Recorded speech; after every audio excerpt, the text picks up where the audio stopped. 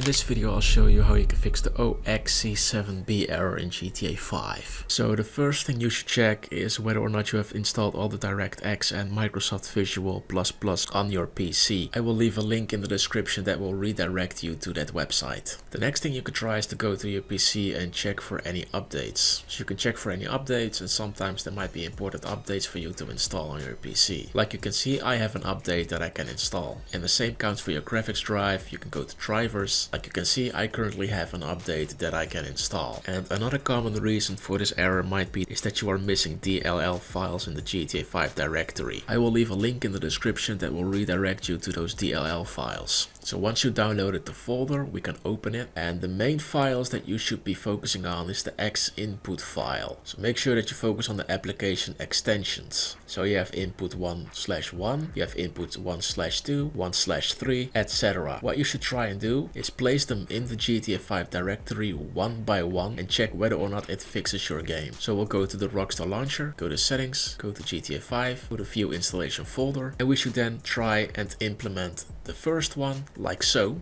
and then press continue. Try and launch the game. If that doesn't work, replace it with X input 1/2, etc. And that might help you fix the issue.